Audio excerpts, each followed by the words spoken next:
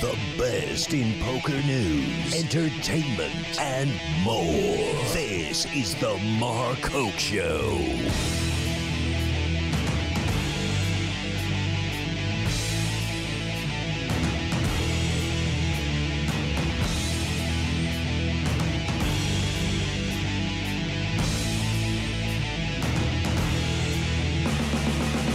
All right, everybody, how are we doing today? It's Selection Sunday, and I don't mean viewer's choice event. There's a little bit of college basketball going on, just a little bit, but it has been an exciting season. And I'll tell you what, it's going to be very interesting to see what's going on with Selection Sunday today. Of course, those brackets are going to be announced as we speak, and we're going to take some time, of course, to break that all down for you. Considering I got some good friends at DoubleDigitCovers.com, the best sports handicapping service around, they might be able to help out a little bit. I'll throw in my tunes, my tune. Hey, yeah, all right. Oh my, I am on a roll already today. Here we go. Oh God, I've slipped into the seventh circle of hell. I have. I'm sorry, but welcome to the show. Do appreciate it, and we have some great guests lined up for you today. But, of course, before we get into those guests, hey, let's thank all the great companies that are along for the ride here on the Mark Hoke Show. We certainly do appreciate all of their kind efforts to help bring this show to you. It's pretty cool. And, of course, we want to thank our good friends Off Till Poker Tables. Don't forget, guys, we got the Off Till Poker Tables Tournament Series event number 11 coming up. Still 6 chances to score some points before we get into that championship match. One person is going to get a brand new customized poker table from Off Till Poker Tables. Make sure you download PokerStars.net. Go to Club ID 629454. Password is Roguewire, and you too can have some fun and play some poker on a brand new Off Till Poker Table. Pretty good stuff there. So once again, it's PokerStars.net under the Home Games tab. Club ID is 629454. Password is Roguewire. And speaking of Roguewire, of course, that is the home of the Mark Hoke Show. Looking forward to bringing some brand new stuff on Roguewire pretty soon. Should be very exciting, so make sure you guys, hey, take a second and like them on Facebook. It's on Facebook, it's listed as Rogue-Wire News. So if you could do that real quick, give them a like. We'd certainly appreciate it. But all sorts of fun stuff Bob and the boys are putting up on the site, so make sure you check that out. Of course, our good friends at Poker Atlas, make sure you go to PokerAtlas.com. Hey, there are some awesome discussions in Table Talk right now. We would love to hear from you on that. I know we were talking a lot about the shot clock, and we're going to be discussing that with a couple of our guests during the show. The World Series, I mean, just anything coming up that you can think of. And if you have something else you want to put out there on your own, make sure you go to PokerAtlas.com, check out Table Talk on there. And, of course, you get your tournament schedules that you need for all of the traveling you're going to be doing up until the World Series. It's a packed schedule the rest of this month through April and into May, getting ready for the World Series. So make sure you check it out at PokerAtlas.com. Good friends at Arctic Blue Cooling Towels, ArcticBLU.com. It's about 75, 80 degrees out here in Vegas. It's starting to warm up. That means you're going to need an Arctic Blue cooling towel right now. I owed one to Jason Lee. That is my fault for not giving him one. 15% off with the code Mark Hoke Show. So score big, get yourself an Arctic Blue cooling towel. It's not cool to be hot, so go to ArcticBlue.com. Of course, our good friends at Blind Squirrel Apparel. Go to BlindSquirrelApparel.com. 20% off with the code Hoke. Hoke. Boom. Look good and be lucky at BlindSquirrelApparel.com. Of course, also have our friends at Final 9 Comic. Go to the first issue's up. Just go to final9comic.com, and you can download the first issue of the exclusive poker comic book, Final 9. If you haven't gone to the Grindettes yet, well, it's at Twitter at Grindettes, on Facebook, the Grindettes, and, of course, the website, Grindettes.com. Get over there and say hi to Jamie, Katie, and Jen, our good friends over there at the Grindettes. And we'll get one of the Grindettes for a full interview next segment. Of course, they always appear on KLAV 12:30 a.m. with us on our show on Wednesday. Now in drive time at 6 p.m. Eastern, 3 p.m. Pacific. You can either tune in Las Vegas on 12:30 a.m. KLAV, or go to www.klav1230am.com, and you can enjoy a great show. Boy, I had a fun one with Jason Lee and Jennifer Shahadi this Wednesday. Should be an interesting one this week, too. It always is. It doesn't matter who the guest is. But I know one of the guests we're going to have is Helen Mee, who does, she's a model, spokesperson, MMA, does MMA stuff, all sorts of things. And she does a show on KLAV on their All Vegas Net Radio.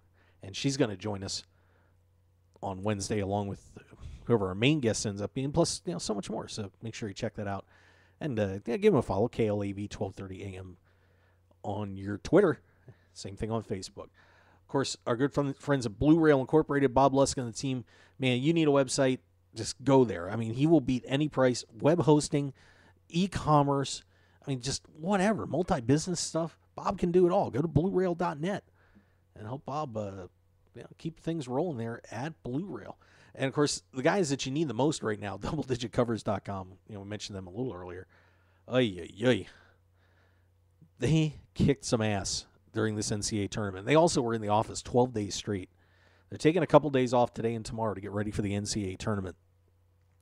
But, man, were they good. And the NBA picks were good. NHL, very, very solid as well. Hey, if you want to stop guessing and start winning, go to doubledigitcovers.com. And if you want to get free picks, just go to the website and sign up today. Nice stuff. All right. So, guests today, 2 outstanding guests, along with the Event 11 of the Off-Tail Poker Tables Tournament Series. We are going to hear from none other than Bernard Lee, who just won the Run Good Gear main event. I don't know if the rig was in there. No, it wasn't. Bernard's pretty damn good. But Bernard winning that event out there at Downstream, and we are going to hear from him later on in the show. Also, along with the Bluff Magazine Information Director, Kevin Mathers, is going to be joining us as well. So we'll get to talk to Kevin about all things poker in just a little bit. All right. Oh, my goodness. Yeah, I mean, just getting ready for this tournament today. I mean, this is going to be, not that the poker news isn't important, but, of course, the NCAA men's basketball tournament coming up here starting on Tuesday. My team's going to be playing. I'm pretty excited about that. But, of course, we're going to be also seeing what I think is going to be one of the most wide-open tournaments that we are going to have seen in a very long time. Everybody's forgetting about Louisville. I can't believe it. Don't know what's going on there, but geez, got to get ready for the defending national champs to start rolling in there. Should be something else there. So, oh man, big news. Did Mike Leah? Okay, of course we've had Mike on the show a couple times. Go Leafs, go A. You guys might know him online. And of course, Chris Moorman just won his first event, main event live. Well, Mike Leah said, "You know what? I think I'm gonna win 2 WSOP circuit rings in a day." A 24-hour period. Mike Leah goes out, barrels through event number 9, 580 no limit tournament on Friday afternoon. And after he wins that, he gets into event number 11, the 365 no limit hold'em turbo tournament. And 13 hours later, another ring. What an incredible event. Leah had never won a circuit ring before, and now picks up 2 in the same day.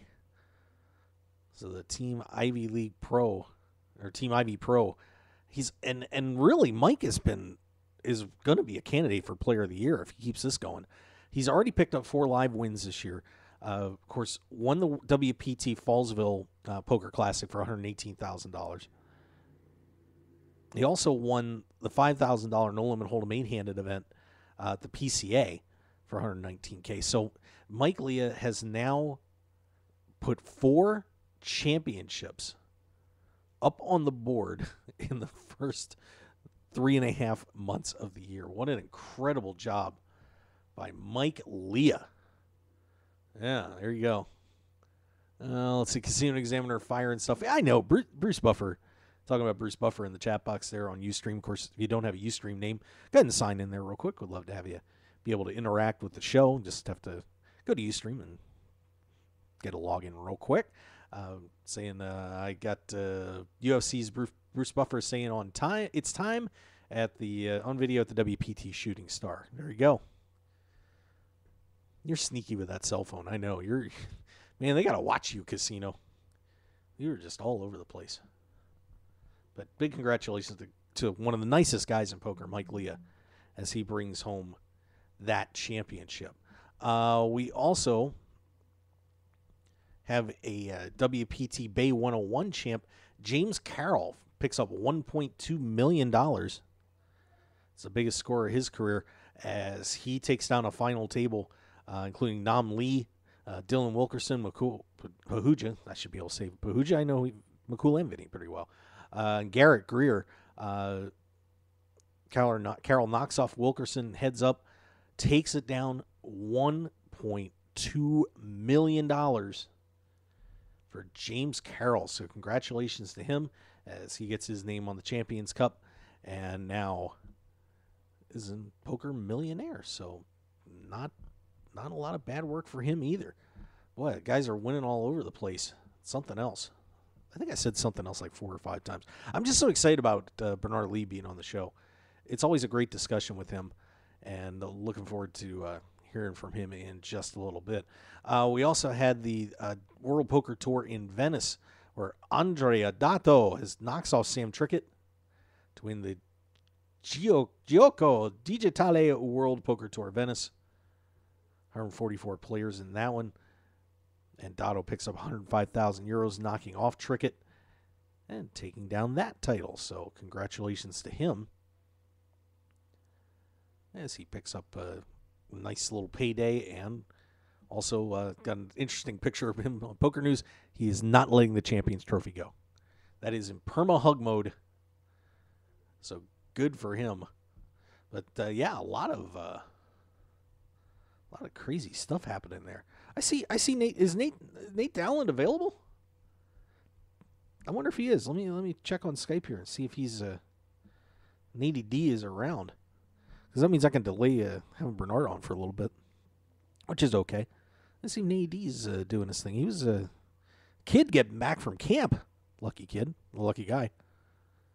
We'll see if Nate Dowland's out there in Skype land. If he's not, we'll survive. We'll get by somehow, but Nate's been very helpful to come on the show. And there he is, Nate Dowland. Whoops. Whoop, don't fall. It's a long drop in the cyberverse, buddy. He did just get back from camp. Yeah, welcome. What's going on? Oh, man, just going over the week's results. How about Mike Leah, huh? Isn't that amazing? Oh. 2 rings one day? Unbelievable. I've only ever personally seen one person do anything like that, and that was when I was out the Borgata Open a couple years ago, and I watched Brian O'Donohue take down 2 events in 24 hours. Wow. Like back-to-back lane flat. It was unbelievable, and I know Brian had gotten about he could have had 4 hours sleep, but his roommate was snoring, so he got about an hour. And after he won one event, came back, won the next one, and I don't know how he did. He was dead dog tired, but double wins for Brian O'Donohue there too. So it's a hell of an accomplishment. I'm impressed. I was amazed. I looked at it in wherever I was following it was the WSOP. I was following the leaderboard, and I flipped open, and I'm like, oh wow, he won that. Because Mike Lee's on my friends, so I've been seeing like all the pictures he was posting and everything else before he got to the event, and I'm like, oh, he did win it. And then I looked to the next one, and I'm like, wait a second, he's like leading.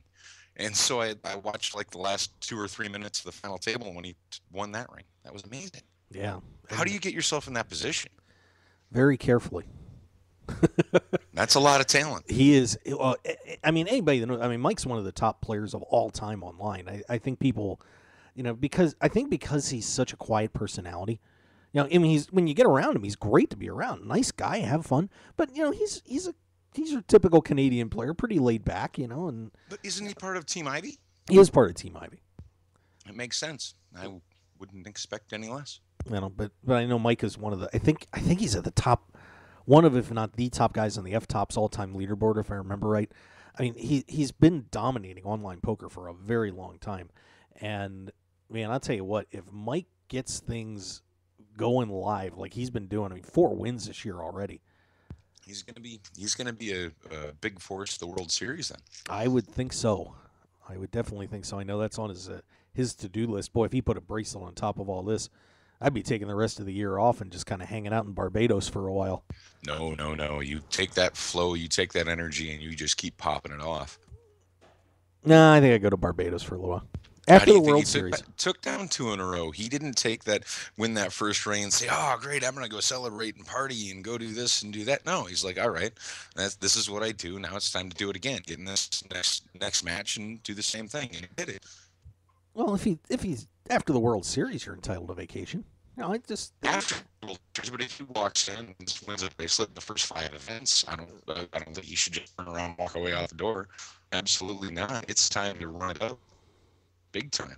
Yep. Sorry, we had a little cutoff there with Nate. I apologize on that. Casino Examiner saying, is Bernard Lee related to Doug Lee in a 2+2 forms? I very much doubt that. I very much doubt that. Casino Examiner. He's one funny son of a gun, I'll tell you what. Yeah, but we got Kev Math and Bernard Lee on the show. Selection Sunday is going on right now. I believe the brackets should be starting to be unveiled. I have not gotten to take a look at what's happening there so far, but Nate Dallin, unfortunately, it looks like the Michigan Wolverines gagged off their number 1 seed. I didn't, like I said, I haven't seen what's going on yet. Nah, I don't mind. But, boy, Michigan State stomped a mud hole in them today. Lay ouch. Well, I guaranteed a team from Michigan was going to win. Michigan, very good. Michigan, very, very good. But that also could just be so that they didn't have to face such tough opponents. Yeah, well, we'll see about that. We will see. Yeah, I'm just. We got that $1 billion bracket, Mark. Here, I know you're going to. Oh God! Where are you getting your picks from? I mean, we need some solid picks. Well, I'm calling double-digit covers. I'll be down in the office on Tuesday, man. I'm gonna roll it up. For $1 billion, they should be saying, no, you can't pick this team because we already have this team in our bracket. So you need to, give us some real good advice on brackets so that we have a chance. I mean, I'll chop it up if I win it. Anybody who's in one of my brackets, I'll help you out. Okay. $1 billion? Could you imagine, Mark? What would you do with $1 billion? I think a lot of hookers. A lot of hookers. I'd have to pick Detroit. I could pick it up for like $200 million. I'd have to. Yeah, Detroit's probably pretty cheap right now. That's not bad. Yeah. So I'm kind of watching this come in right now. Florida is the number one overall seed. I've got Arizona as the number 1 seed in the West. That's no surprise to anybody. I would expect that we're going to see Wichita State as the number 1. Bracket unveiled. Let me bear with me here, guys, because I do want to. We do. We want to know all about it. Okay, so I do have. As they are unveiling the bracket as we speak, so I will keep up to date on that. Let me. So we got the West region out there. Let's take a look. And Joe Lenardi was right. My Bison are going to get to kick Oklahoma's ass. Yeah. Yeah, I'm excited about that. That's a very good matchup for them, actually. I'm going to tell you guys right now, put your money on the Bison. If you lose, it's not my fault. Put your money on the Bison, but if you lose. But I've got but there they are. NDSU getting a 12 seed in that dangerous 5-12 matchup where we know every year a couple of the 12 seeds roll it up, and I'm going to take the Bison to be one of them this year. Going to Spokane. I like that bracket too, man. They got Oklahoma, and then San Diego State lost that tournament yesterday and got dropped down to a 4 seed. They're going to play New Mexico State. It's actually a pretty decent team.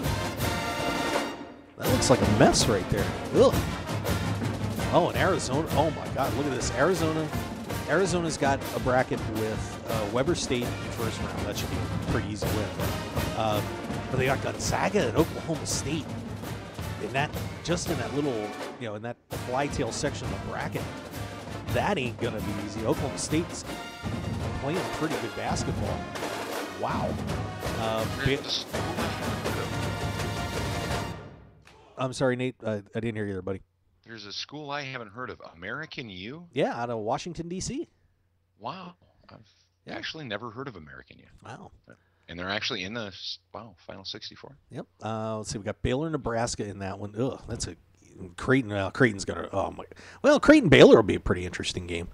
I can't see either of those two teams getting upset. Oregon gets BYU, so BYU is a bubble team. They're in Wisconsin. Will play American. Pretty good bracket there for Wisconsin. Oh, Wisconsin Creighton. Oregon's playing well. I mean, they were riding high at the beginning of the season, kind of tailed off and pulled it back together at the end. So pretty interesting West bracket there. Let's swing over here. I've got the South bracket also up on the board right now. Florida will be playing the winner of Albany and Mount St. Mary's. So good luck to those guys, as somebody's going to get a win in Dayton before they get eaten alive by the Gators.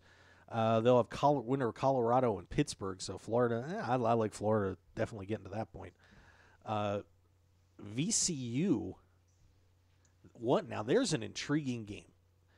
Virginia Commonwealth gets a 5 seed, and they're going to be taking on Stephen F. Austin, who's on, I believe, a 29-game win streak. Going into this game, they dropped a couple of games early in the season, and really haven't beaten much of anybody. But boy, if you saw them, I watched them play yesterday, Nate. They were pretty dominant. So that's going to be an entertaining game. UCLA will meet Danny Manning and Tulsa, who pulled the upset in their conference, and they're going to be. So we got UCLA, who's pretty hot. I got to like UCLA coming out of that group. I'm assuming that is Ohio State. Yep, that is Ohio State there. They will take on Dayton. So the Flyers were a bubble team. So they're playing pretty well.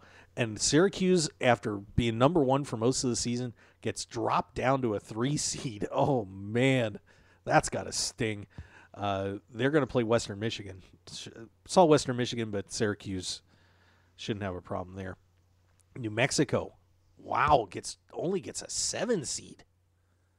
Whoa, that is a surprise. They are underseeded. They're going to take on Stanford, and Kansas pulls out a 2 seed, even though they didn't even get to the conference final. And they will play Eastern Kentucky in that section of the bracket. So, I'm liking chalk there. I think Kansas should get through, but New Mexico's a very dangerous team. That could be a tough one for them. But yeah, I'm really liking Florida. At least getting to the Elite Eight in that bracket doesn't look too bad. Let's see, any other brackets up yet? No, they do not have the other two posted. So we'll see who. Which one are you looking for? Well, I got South and West on my ESPN right now. They have not posted the other ones up there yet, so I'm waiting for. I've got Virginia as number 1 on the East. Oh, what site are you on? Let's see here. Here, let me throw it up. ESPN.go. It's the bracketology. Oh, okay, I'll go. Oh, it's under bracket. No, that's bracketology. That's their. That's Joe Lenardi's predictions. No, he's up in as it goes. Okay, yeah, I'm just waiting to see who's. If not, Michigan would still be number 1 in East. He's got Michigan number 2 in Midwest now. Yeah, he probably shifted it. Yeah, but I'm still waiting for the official one to go on the board. So we'll hang in there. But yeah, the Michigan. It was lock it. Well, it was really interesting today because the NCAA tweeted out on the NCAA March Madness that they had 2 scenarios of brackets going into the last couple of games today, assuming one of those had Michigan as a number 1 seed if they won their game today. And if you were a Michigan fan, you had to have either seen it or heard about it, so you knew not only you're playing for the conference title, but now there's a number 1 seed on the line, and State just spanked them. So, yeah, I think either Virginia or Louisville would be the team to go in there. So we'll see which one it ends up. Very entertaining. This is gonna be a good tournament. I'm looking forward to it. I'm not looking forward to picking it, but I'm looking forward to it. That's the only thing I'm looking forward to. I'm not looking forward to even watching any of it. I'm looking forward to trying to win the $1 billion. That's the only thing that interests me in college basketball this year whatsoever. Okay, we'll make our like 6 billion permutations and see which one we get. All right, so those are those two brackets out right now. So what we'll do is we're going to take a break, and we'll come back. We got Bernard Lee coming up here, and we'll break down the other part of the brackets a little later on in the show. Plus, Kevin Mathers coming up as well. So we're going to step back here, and we will be right back here on the Mark Hoke Show. Thanks for joining us. We'll see you on the other side of the break. Your business and promotion will only go as far as your website will take you. That's why the Mark Hoke Show has only trusted one name for over 2 years, BlueRail.net. Whether you need custom website design and development packages or simply need a host for your website, Blue Rail is the only developer to turn to. It's time to discover the world-class personalized service only the Blue Rail team can provide. Visit us at BlueRail.net and call 520-822-5128 right now for your free consultation today. So get on board at BlueRail.net. How far do you want to go?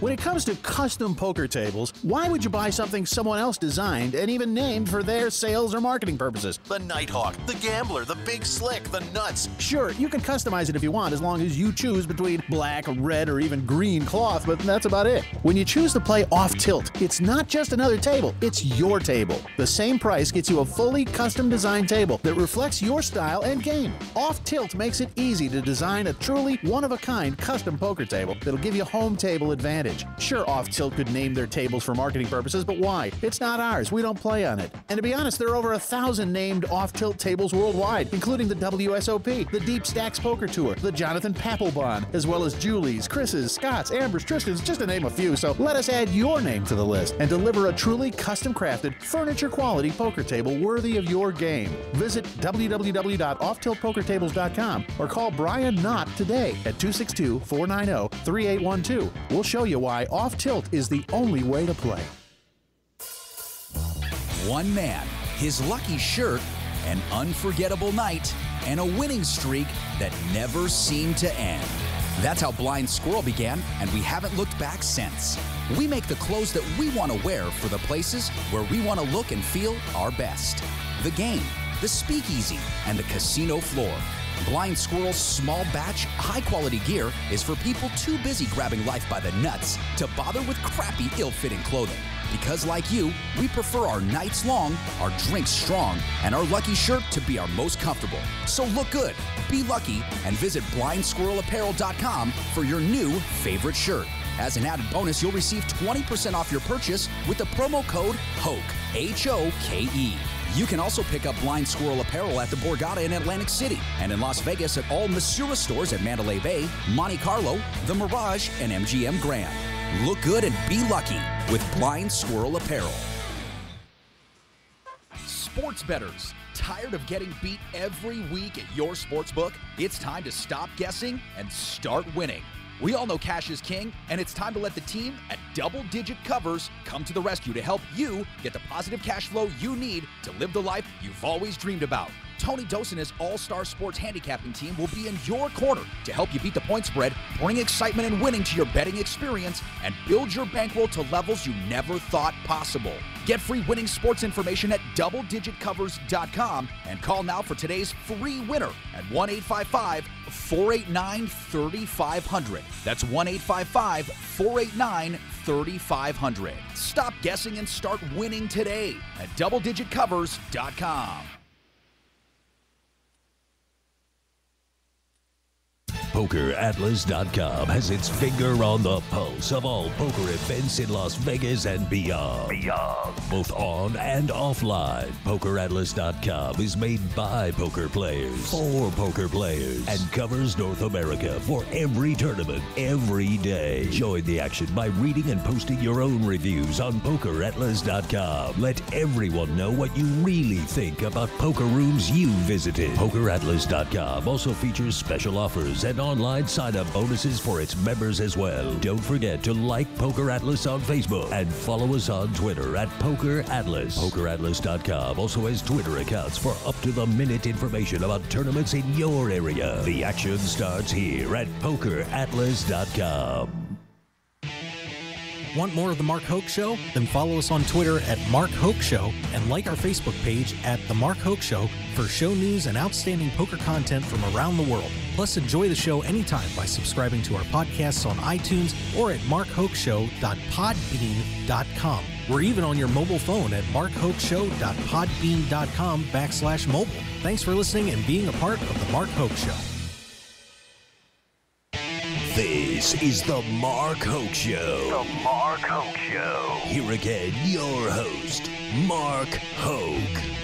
All right, we are back here on the Mark Hoke Show. Thanks for joining us. Bernard Lee in just a second. Got Nate down along for the ride, too. Hi, Nate. Hi, Mark. The Midwest bracket has been unveiled. I'm just going to say, holy shit.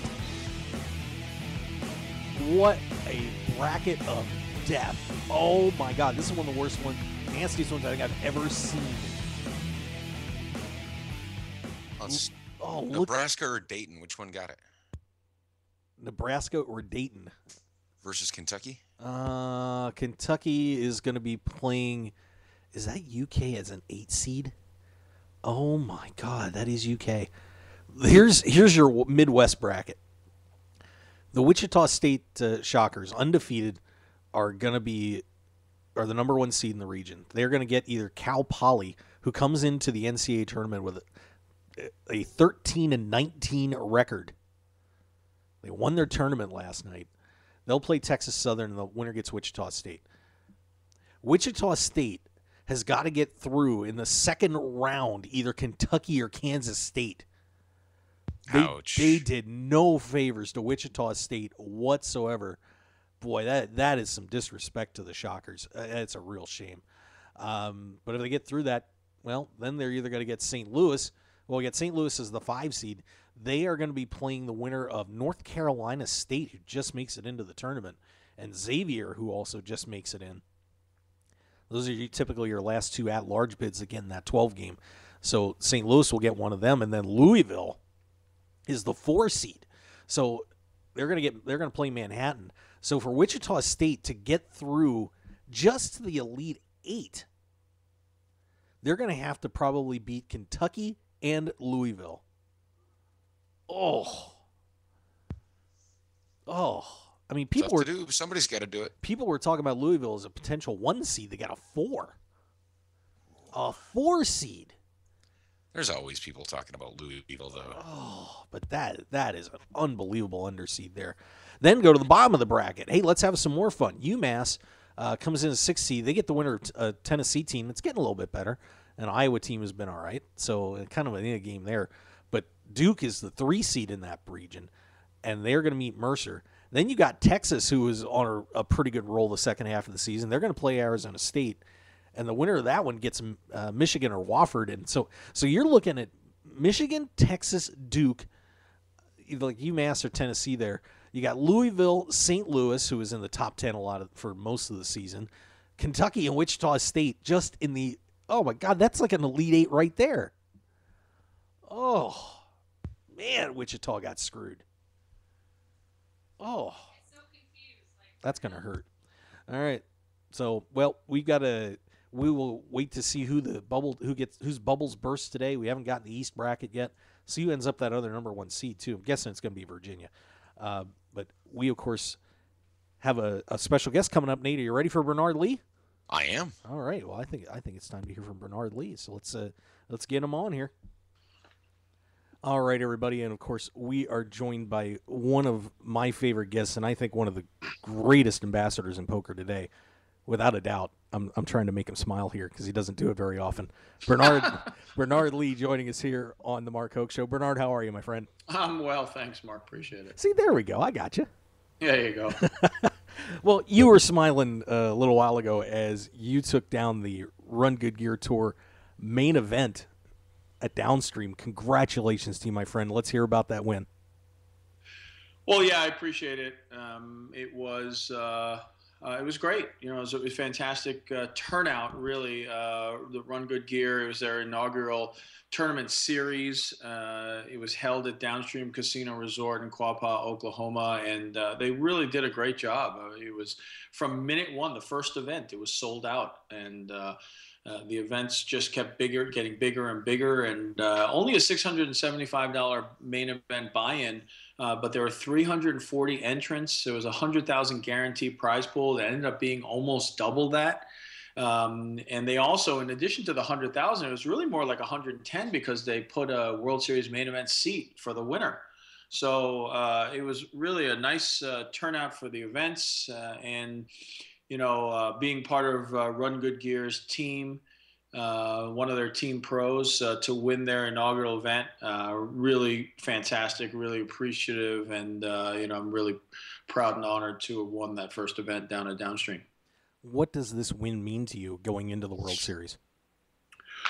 Well, a few things. One, it's great to get the monkey off the back. It's been over 5 years since I won a title, which is just unbelievable in my opinion that it took so damn long. I've gotten really close on several occasions. I'm sick and tired of finishing third or fourth in an event. I mean, I took third in Heartland, fourth World Series bracelet, third at WSOP National Championship, a couple of World Series circuit event. I mean, I'm just tired of it. I was really last year World Series Carnival event finished third. I was really, I'm being honest, just very tired of getting so close, and a couple of them just felt like they were mine. Like Heartland event a few years ago, you really felt that it was yours. So it's really nice to get the monkey off the back and just kind of feel like going in. I feel like I played really well.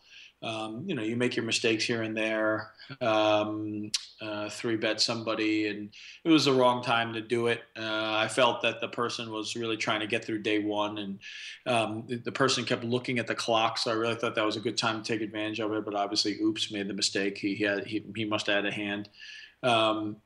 But overall, beyond a couple of mistakes like that, I really feel like I played well. So I'm really looking forward to taking this and hopefully moving forward and getting some momentum. And I'm off to St. Louis for WSOP circuit. Then I'm going to Council Bluffs, and we'll see where we go from there. Let's see if I can get some points and maybe even contend for getting a seat in the national championship, and then obviously going to the main event, the World Series during the summer, and obviously not only playing the main event, but playing in probably anywhere from 10 to 15 events. And, I really hope that I get some momentum. I feel really good about my game. I've made some, bunch of final tables back to back, some even in 6-max, which would be surprising to a lot of people. But again, feel like I'm playing really well right now, and I'm excited to hopefully keep taking this and maybe even pull down a couple more titles this year. I think of so many poker players that I know. I don't know if winning means more to anybody out there than you. Where does that come? Where does that come from? That's what I mean. To me, this is what we do. I think there's a lot of people out there that, I ask this question on my radio show every time when I interview the entire November 9. I ask them, right now, if you could have the bracelet and give up the money, would you do it? And, I would say 75 to 85% of the players say, no, I want the money.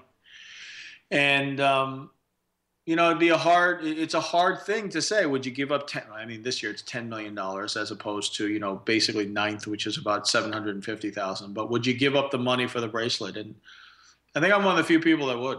I want the bracelet. I want the win. And I'm not saying I'm buying the win. That's not my point. I'm saying I would like to win. It's not about me getting the money. It's about me getting the win. And, to me, this is what we play for. Yeah, of course. Listen, we all play for. I didn't rip up the check. It's in the bank. I'm going to use it to spend money on, and we all need money to live off of. And obviously, that's a nice little side factor and a side benefit to what we do. But I'm a very competitive person in a lot of respects, and I want to win. I really, really want to win, and so this is what we want. We want these titles, and like I said, it's been 5 years since I won my last one. I won 3 in a row at Foxwoods, back-to-back-to-back years, all in the same tournament series, which at the time was really kind of historic, winning 3 of them. No, I think Card Player did a run, and no player had won 4 tournaments in the same series 4 years in a row. It had been done 3 years in a row at the World Series and a couple other ones, and I had done it at Foxwoods. But no one had done it 4 years in a row. So I was actually really anxious to try to get down that 4th. And I did make a final table, but unfortunately I finished 8th. So, since then, it's almost like too easy, right? You just go and play this series and you get a win. But it hasn't been that easy since. So, I really appreciate it because it's been so far since the last one. So you really appreciate the win. And I look forward to hopefully, not waiting that many years for the next one. And hopefully it's months, not years. Well, this is going to be a very interesting World Series. A lot of new events in there. I think a great structure all around for everybody. I know a lot of people have been saying that they felt like this is the best schedule that they've seen at the WSOP for a long time. What do you think? Yeah, I mean, it's a great schedule. I had Ty Stewart on recently on my radio show, and we talked about it, and we talked about all the different events. They every single championship event, 10,000 championship event, from deuce to 7, single draw to stud to everything, all have a lower counterpart of a 1,500, which was a big discussion last year when like deuce to 7. No Limit didn't have a 15 or 2,500 counterpart. So I think that's really good. The Millionaire Maker is back. I think the interesting one this year, of course, last year's big interest, the newest events of no ante and all that kind of stuff. But now you've got Dealer's Choice. I think that's very, very interesting. So that's going to be a new one. Of course, the Monster Stack one is definitely an interesting one as well. The 1 million one drop is back, which I think is more almost for the fans than the players. I mean, there's so few players that are going to be playing in this thing, right? I mean, I think they're capping it again.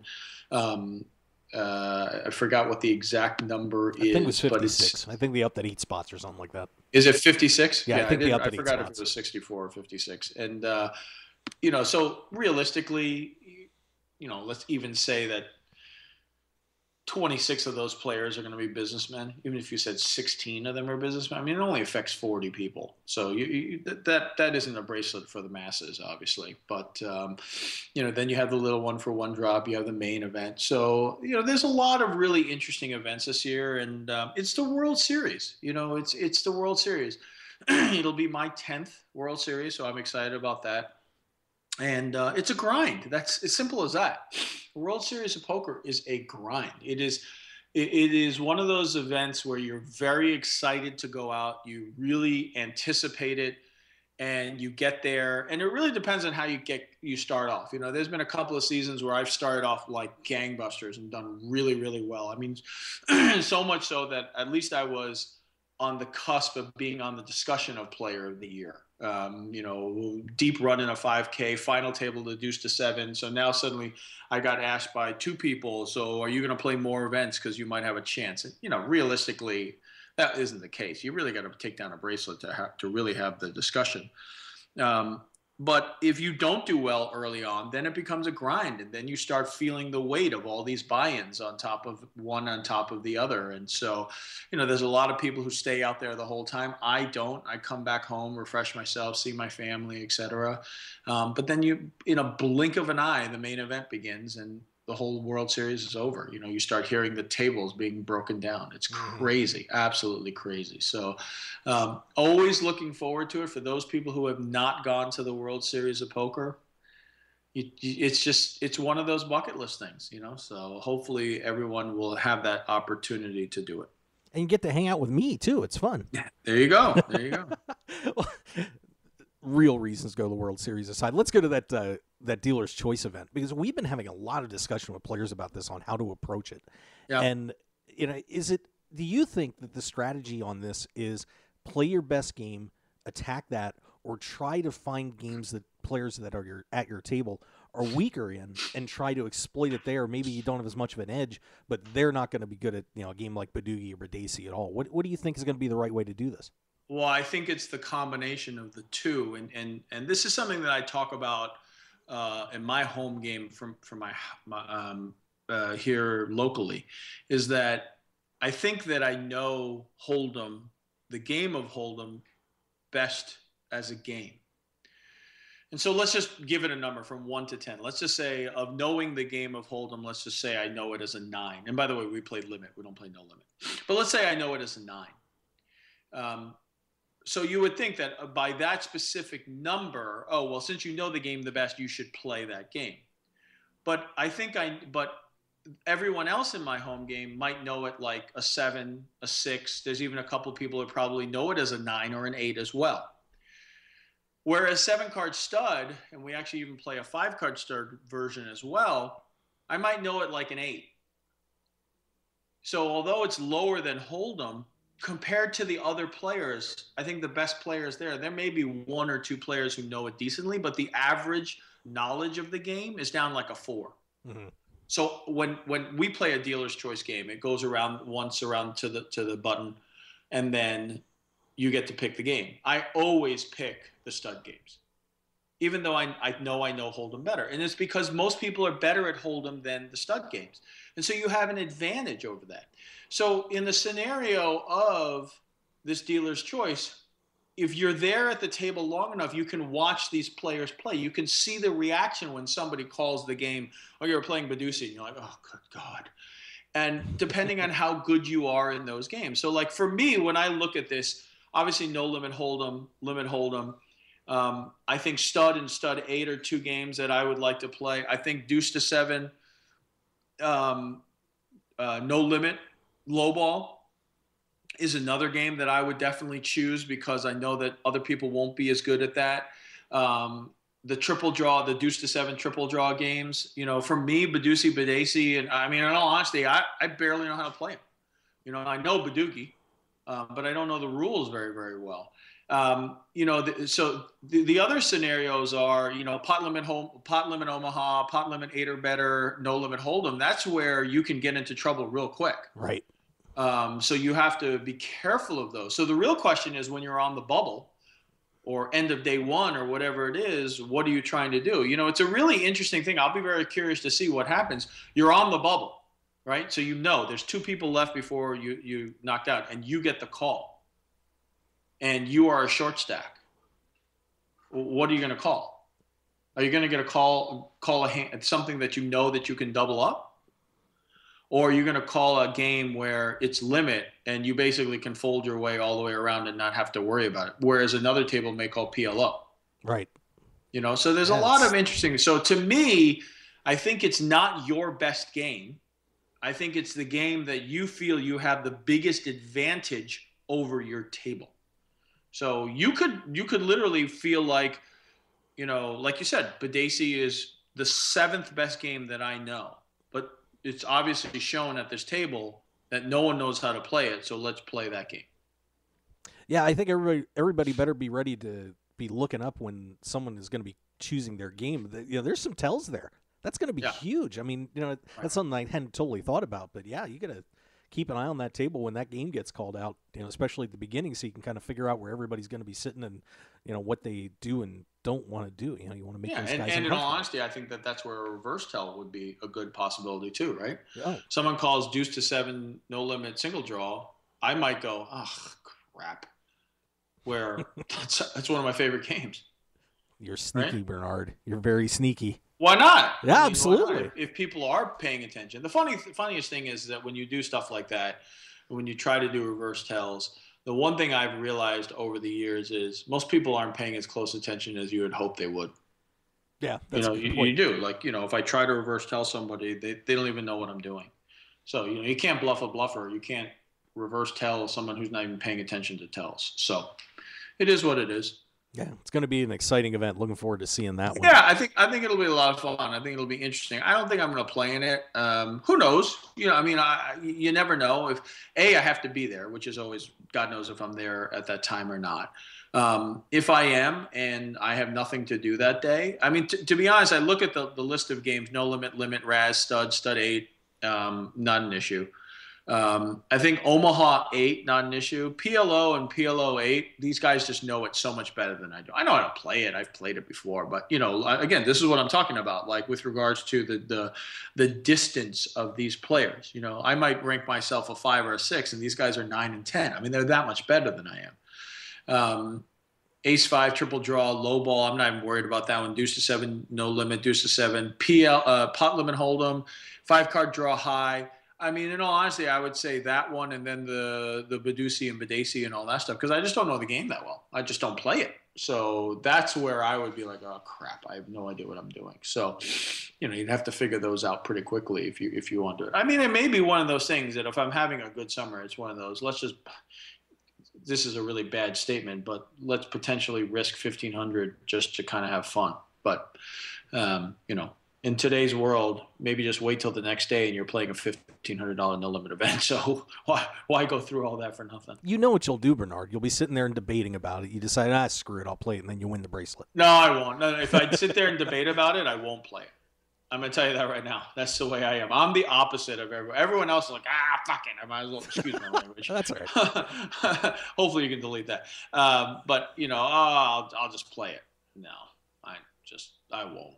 I won't, because I know if I'm debating it, it's silly. I'll find people to tempt you. We'll get you into that event. I want to see it. You can put me in it.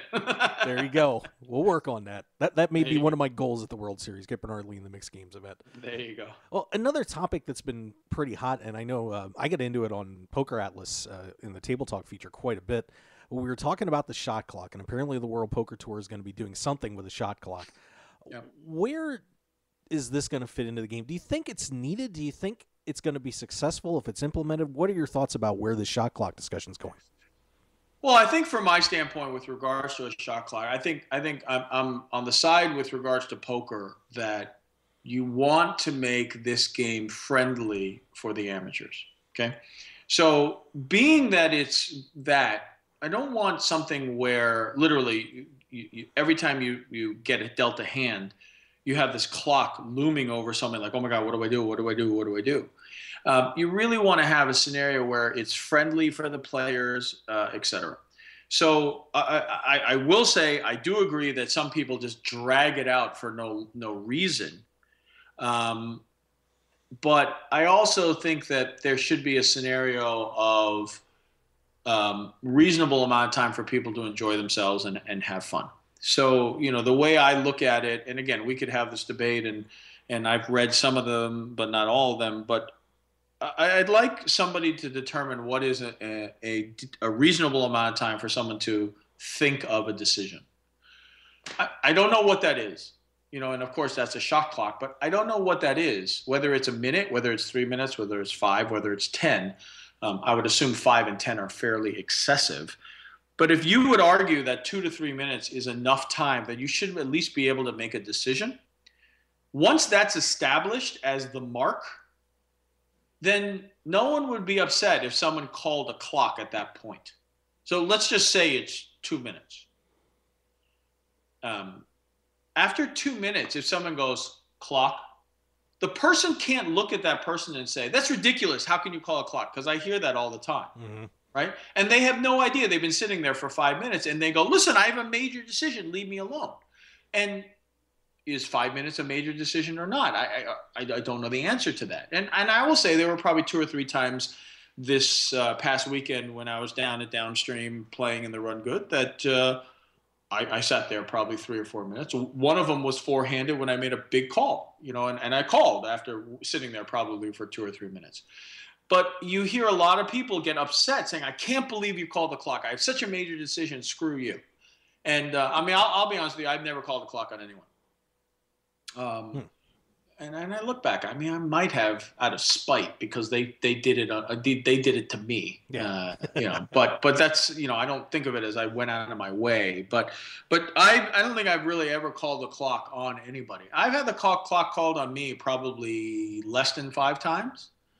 And a lot of times it's somebody who's short stacked and feeling like I'm stalling, and I'm not stalling. I'm legitimately trying to figure out my hand. But if somebody is, if it's 2 minutes and they say it's 2 minutes and they go, I'm going to call a clock on Bernard. Well, it's been more than 2 minutes. That's what has been deemed by the world of poker as acceptable time. I can't be upset, right? It is what it is. So anyway, that's kind of at least my initial thoughts on it. I don't want the regular people in the world to feel pressured when they're sitting there playing. You want them to feel comfortable. We want to continue to grow this game. And if you put a scenario where they feel so much pressure to make a major decision, I think that's something that could deter people from playing the game. Well, one thing that's always bothered me about the situation with calling the clock is that, you'll go through a tournament and you'll see there are players out there that just take too much time. And there's such a stigma, though, on calling the clock. Right. Isn't there a reasonable point where, maybe to solve this problem a little bit, before we get to a shot clock, is feeling a little more comfortable calling the clock if you need to. And I know Andy Frankenberger had said that you had, it'd be interesting to see if you could get a second at the table, for example. So if you called the clock, someone else would have to agree, and then the clock would get called, and the dealer would actually start the count instead of the instead of having the tournament director come over. That's a tough thing, I'll tell you, because it's going to be tough for that second person to want to say yes. Because now, if you're at the table, okay, so let's just say I'm the one that says, I want to call a clock on this person. Which, again, of course, I said never really call a clock, so that's kind of silly. So let's reverse it. Somebody else calls the clock on seat 1. And I don't agree. I'm like, I don't really care. But then 3 other people are kind of like, it has kind of been a long time, but I don't want the clock called on me, so I'm not going to say anything. Mm-hmm. You see what I'm saying? Yep. Because inevitably what happens is that if you call the clock on somebody, the target's put on you. Okay, fine. You want to call the clock on me? Guess what, brother? Next time you have a long decision, clock's getting called on you. Right? Exactly. So if you want to be the second person, do you want that second target on your head too? I'll pass. Yeah. I won't. I mean, I really won't. I mean, there's so few times where it actually has been a decision for me. You know what I mean? Like for like, and again, now that I've said that, I'm going to knock on wood, but now that I've said that, I'm sure it'll happen this summer that, oh crap, I need to call a clock. This is ridiculous. But there's just few times where you see it. You see Carlos in that situation with the Kings. I think the other scenario a couple years ago at the final table with the top 2 pair. There are obviously decisions, but I think my number one thing is I don't want amateurs and people who are trying to get into the game deterred from joining the game or starting playing the game because of the fear of a shot clock. Well, I think it would be interesting if you did it in an event and tried it. And if people I knew what they were have, signing right? up They've for. done speed clocks and they've done things like that, right? And it didn't stick initially. I mean, sure, we can try a shot clock, but the question would be: is that when does that start? So you're dealt the cards, right? When does your shot clock start? The minute you get dealt your cards, or the minute it comes to you? Yeah, it would be interesting. I would think the dealer would have to have some sort of button. You think about basketball shot clock. Your possession, the clock gets started, and when your action's complete, you go to the next person. And right. So, but then the shot clock has to get reset every single time. Yeah, exactly. Right? Okay. So who resets it? The dealer? I would think they'd have to. Yeah. So I'm just saying. So I would assume that has to be the case, because if someone says, oh no, once you get dealt the cards, then your shot clock starts. Well, that's not fair, because now the button has to wait till all these people make a decision before they can make a decision. And their argument may be, oh, but they've been waiting that long, they can make their decision. That's not true. If I'm looking down on the button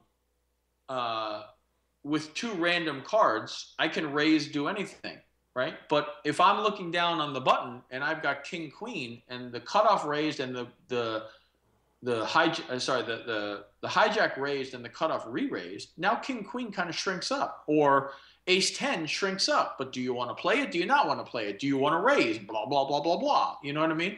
And then you have to see whether the small blind and big blind reacted to this re-raise. So it has to come to the point of that shot clock has to come to you, and then you have to make that decision. Yeah, I'm going to be interested to see how what WPT does, and I'm sure some other people are going to take a stab at this too. So, hopefully, maybe we'll see a new innovation in poker. Who knows? I mean, I'll be honest with you. I think with regards to a shot clock, I think once you quote unquote put it in, you'll rarely see it even be in effect. Because once people know you got 3 minutes to make a decision, or you got 2 minutes to make a decision, I mean, that's a long time. Yeah. I mean, and I would say that if people are starting to implement 30-second shot clocks, then we got problems. I mean, I think that could be a problem. I mean, I guess, I don't know. You'd have to think of how long 30 seconds is. Maybe it's not that bad. But, that's going to be an issue when we're sitting there and they're just kind of thinking and figuring the whole thing out and like, clock. Oh, my God. Now all of a sudden they've got another, something else to worry about. So I just don't want it to be a situation where people feel so pressured to be looking at the cards and making a major decision so quickly. That's all. Yeah, so it'll be exciting. If it's a minute, I think that's fair, because really, in essence, you get 2 minutes, right? Yeah, to call the tournament director, yes. Right, and I would assume that we're going to be able to have quote unquote timeouts or extended period of time, right? There's got to be a scenario where you're like time. Yeah, I would think so. I think you'd have to. There has to be. You should be able to get 3 tournament or whatever it might be. You know what I mean? It's kind of like throwing the review flag in football. Yeah. You have to give me a few. Like if I have a major decision, you can't just say I have to make this at 1. You know what I mean? Yeah. It'd be actually interesting too, because let's say you threw your flag, and then you actually called and won. Do you get it back? Seriously. Well, that would be fun. Right. So let's say you had a major decision. You threw your flag. Okay, I need time. Wait a second. Okay, I call. Right. You end up winning. Do you get it back? It's like if you were right in your instant replay challenge. Oh, you were right. Okay, then you don't get penalized a timeout. That's interesting. That would be things to think about. Oh my goodness, the genius of Bernard Lee, everybody. There he is. Well, Bernard, let me hit you with this one real quick. I know you were out at Downstream, and and you guys have a little offer you're coming up with too. But first, let me ask you about Downstream. Tell everybody a little bit about the trip out there and what that casino is like. I want to make sure we get to talk about them a little bit, because it's a great facility. I'll tell you, it's a really nice casino. I've been there a few times before. Traveled there for some Heartland Poker Tour events. It's about an hour outside of about an hour 10 outside of Springfield, Missouri, fairly close to Joplin, Missouri, eastern part of Oklahoma. And it's a very, very nice property. It really is. And I've been very, very pleased with the property. You show up and they treated us really well, all the Run Good team. We're ecstatic to have our inaugural event there. Dale Hunter, poker room manager there, did a great job and ran the events well. And I think he was very, very pleased. I had him on my radio show last week talking about the event and what he thought about it. So really, really good event, really pleased about it, and very happy for them that it turned out so well. And I'm really looking forward to going back. Now, you have a book offer that you guys are going to be putting out. Tell everybody a little bit about that.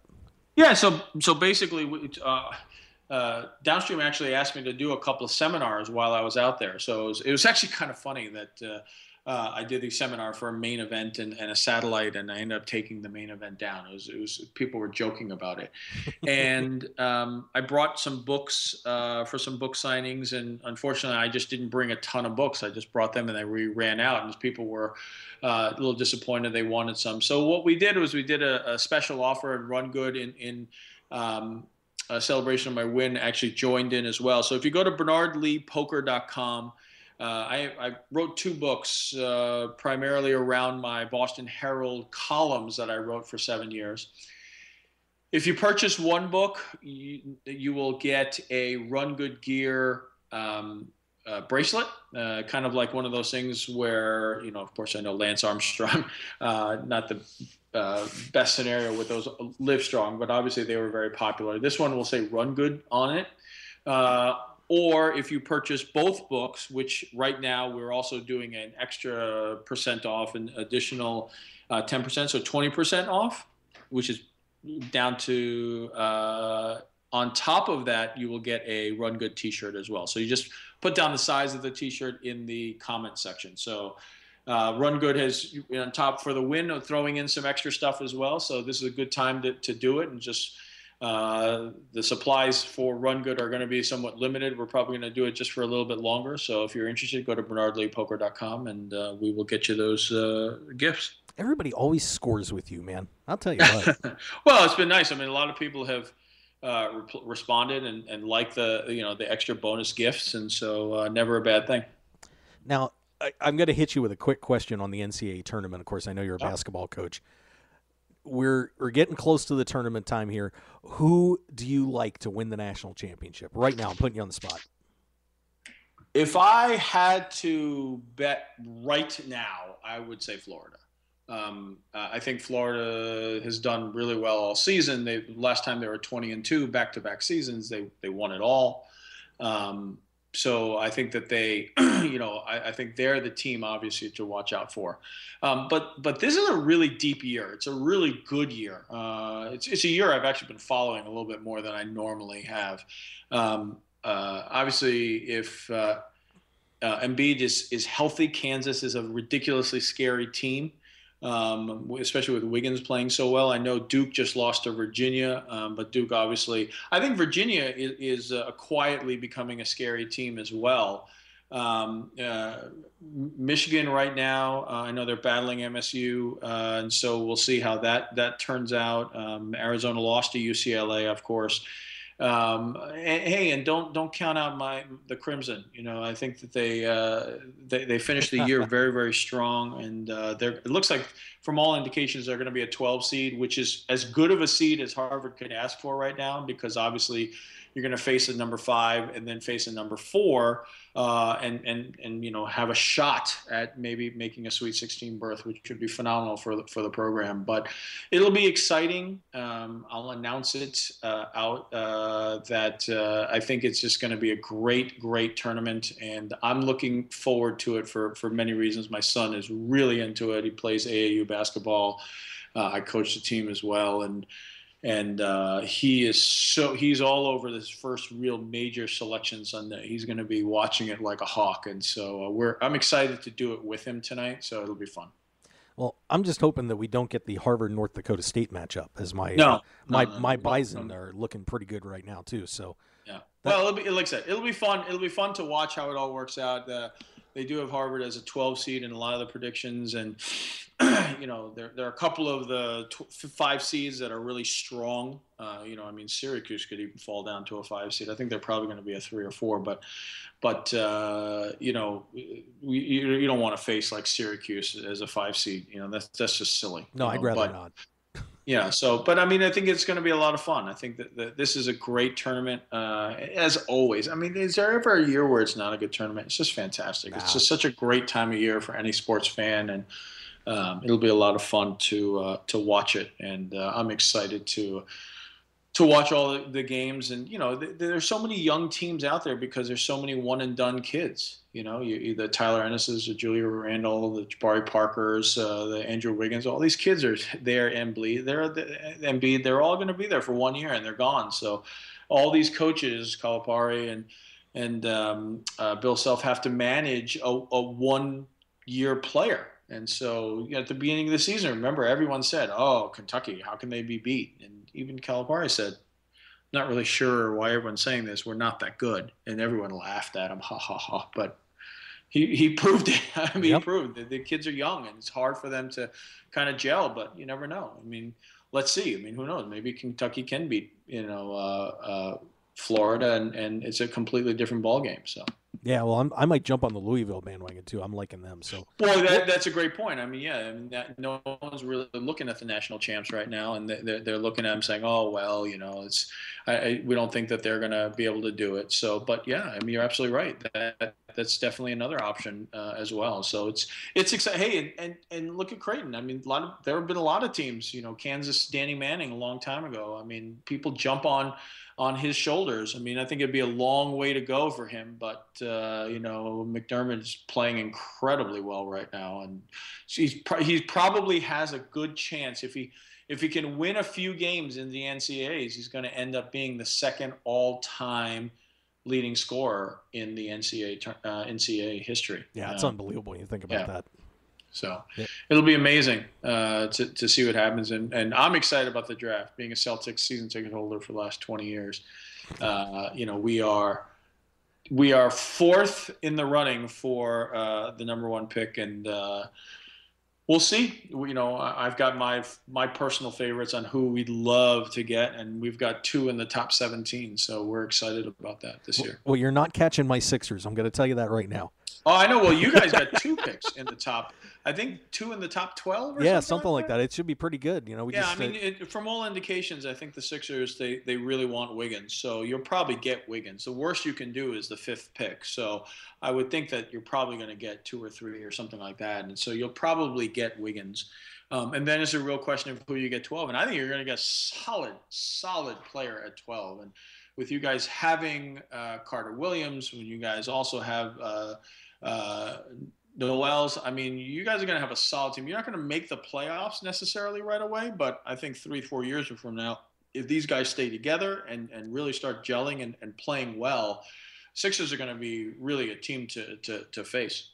Yeah, just as long as we get through this 40-game losing streak that's coming. Yeah, well, that was the ultimate tank. I mean, I've never seen a team really give up that much, and just literally be like, I'm good. It's so bad. When they got Granger, we thought, oh, wow, they're going to keep Granger. Then they got rid of him. Yeah, I couldn't believe they did that. I mean, I could, but I couldn't. I was a little surprised by that. I think that it would have been okay to keep Granger and see where that developed. But, that's the choice they made. Oh, well. Well, Bernard, I'll tell you what, speaking of winners, though, we're looking forward to having the Run Good champ coming out to the World Series. See if we can get that bracelet on your wrist. And, of course, we're going to have to do a joint show on KLAV. That has to be booked as soon as possible. Sure, no problem. Anytime. All right, buddy. Well, hey, I want to thank you for coming on the show. I wish you all the best, and I will see you here in Vegas in May. Sounds good, my friend. Thanks a lot. Appreciate having me on the show. And everyone can follow me on Twitter at Bernard Lee Poker, or you can email me at bernardleepoker@hotmail.com. All right. Sounds good, Bernard. Thank you so much. I do appreciate it. I will see you soon. Thank you. All right. There you go. Bernard Lee, everybody, joining us here on the Mark Hoke Show. Boy, some interesting stuff he threw out there. Made you think about the mixed game event, the dealer's choice event, and the shot clock a little differently, didn't it, Nate? A little bit. Yeah, it was pretty cool. Yeah, that's why he is the genius, the Harvard man. Very good stuff from Bernard Lee. Well, Kev Math is going to be coming on the show here in just a minute or two, so we'll get to talk to him. And don't forget, if you want to follow the Mark Hoke Show, and a lot of people are, Nate, I am thrilled to announce that, of course, the Facebook page, I'm still a little disappointed we just cracked the 600 mark over there over the weekend, so I was very happy to see that, but I want more. Twitter has now gone over 1,000 followers. So thank you to all of you that are following us on Facebook or on Twitter. We certainly do appreciate it. If you want to give us a follow, of course, the Twitter handle is Mark Hoke Show, and the Facebook page is the Mark Hoke Show. So say hi to us. We try to have a little fun on those pages. It's cool. Thank you. Nate? Nothing? I'm sorry. I'm here. I'm sorry. I'm trying to get rid of or stop the show from listening. Oh, okay. Won't do it. So I do apologize. There we go. There you go. All right. There. Wow. I got so many things going. I've got 4 games that popped up, and I'm getting excited because another game's coming up. And I wanted to talk to you about the standings. Yeah. Look at you go, dog. Yeah. I like that. Yeah. Is that up to date? That is up to date. Am I really on top there? You are close to the top of the board. That's amazing. Yes, you are. Good job. Yep. Don't forget, Off Tilt Poker Tables Tournament Series, event number 11 coming up today. There's still 6 events to go, including today's, so plenty of time to get some points on the board and get in there.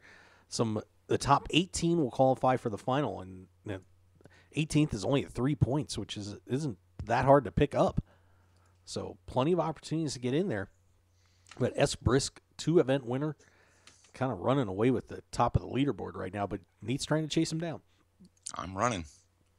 So I will be in the tournament tonight, so I'm hoping that they can't be.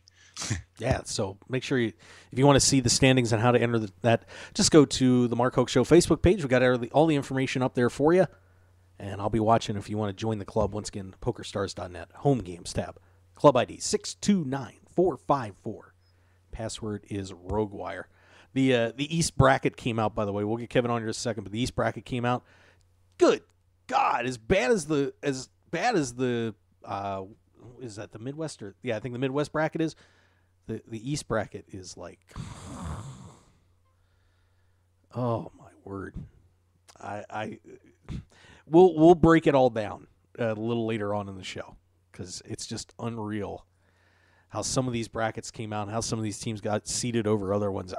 It doesn't make any sense to me, and I haven't gotten to obviously being on the air. I didn't get to hear what all the ESPN guys are saying or anybody else, but we'll break that bracket down for you. Virginia did get that number 1 seed. So good for them. They kicked Duke's tough to beat. They kicked Duke's butt today too, man. They laid it on them. Did a nice job. That was an impressive defensive performance by those guys today. So Virginia looking good. Looking good. So I'll tell you what, let's say hi to get our next guest on here. We all know him on Twitter at KevMath. I know his official 10,000th Twitter follower was. But people were jockeying around and trying to be the 10,000th. But, so I get 1,000. Kevin's up to 10,000 now. Welcome to the show, Kevin Mathers, everybody.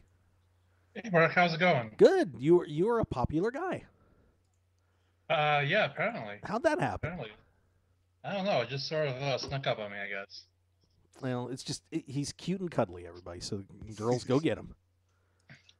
Cuddly, probably. Cute. There's plenty of me to love, I guess. So okay, there's that. Fair enough. Come on, Kev, you're all right. You're a good guy. Yes, I am a good guy. All right. Thanks. I appreciate the reminders. Not a problem. Well, Kevin, of course, the information director at Bluff Magazine, and a lot happening here in the past few months. And we haven't had you on for a couple. But the first thing, of course, I want to hit is the Power 20, and it really didn't change a whole lot. But were you surprised that only one player made the list?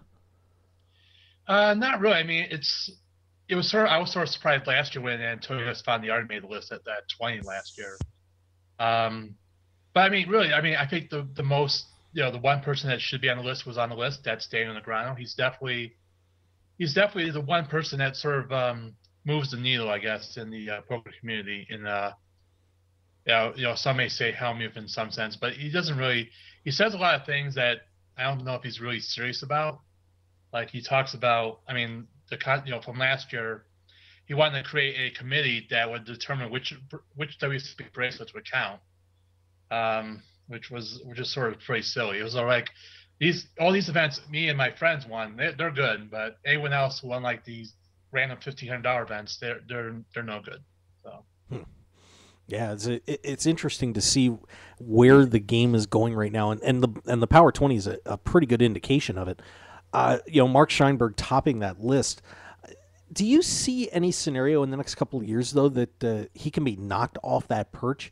Of course, he and his father were at the top last year, but now, of course, with Asai's issues coming up, he's out of there. But can you see a scenario sometime here soon where Scheinberg is not the number one guy?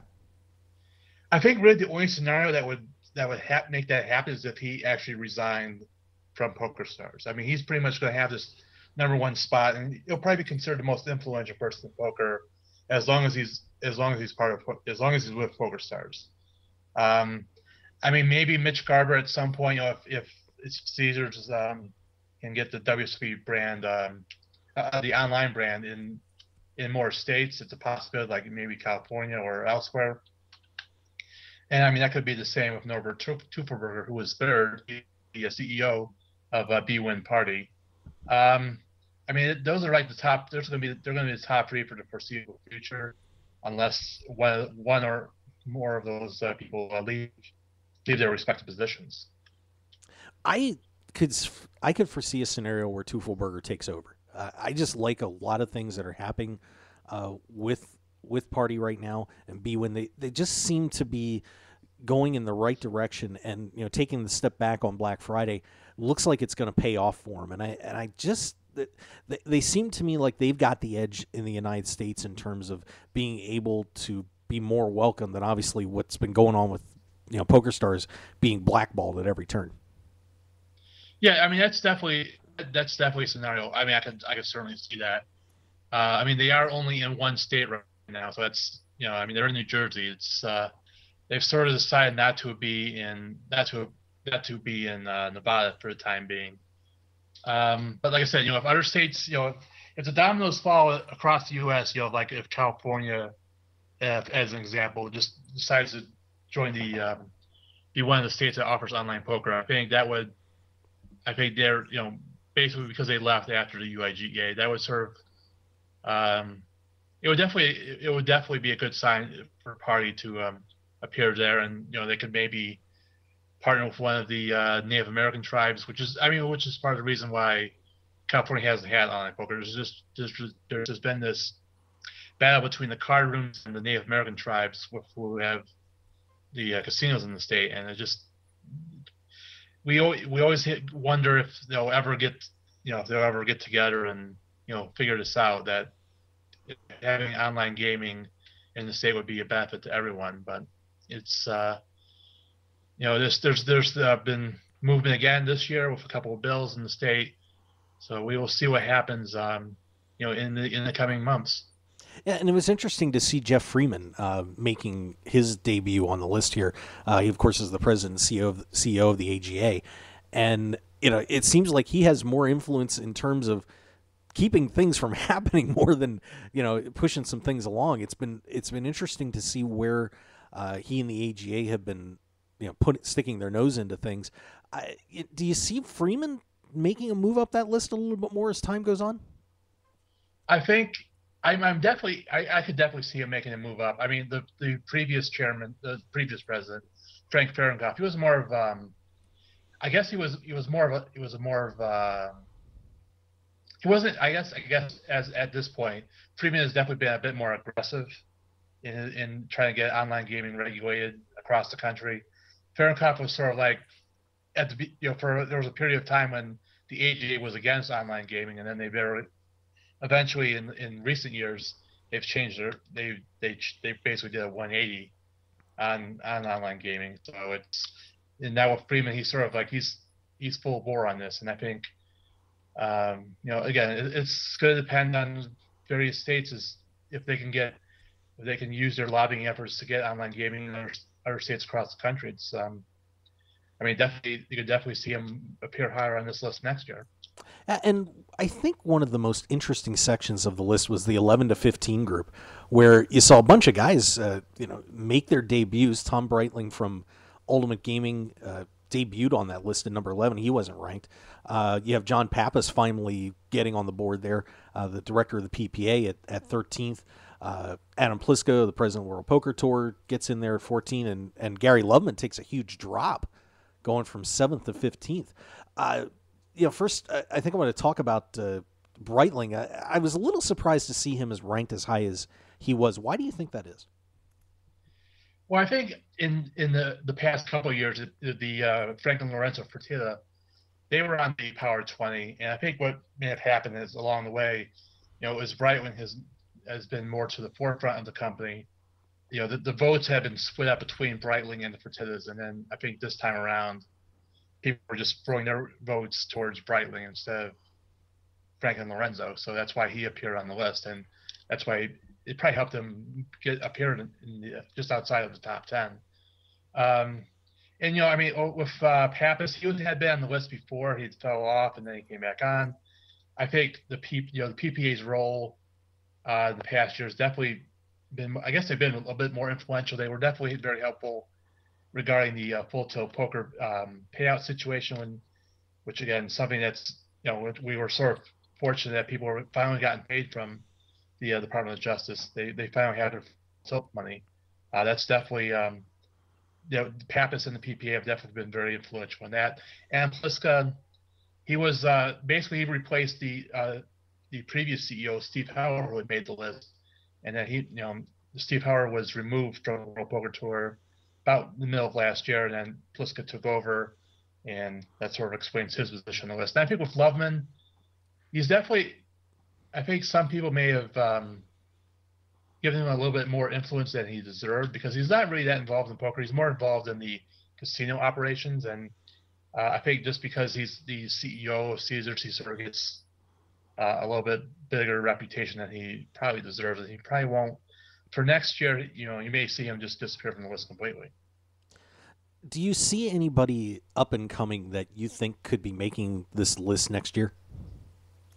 Well, I mean, I could toot my own horn and say myself, because I did finish 21st. Yes, congratulations. Yes, I made the bubble. Yeah, actually, I probably wish I would have been in the bubble, but I think there's definitely some people that could probably appear on the list, for next year.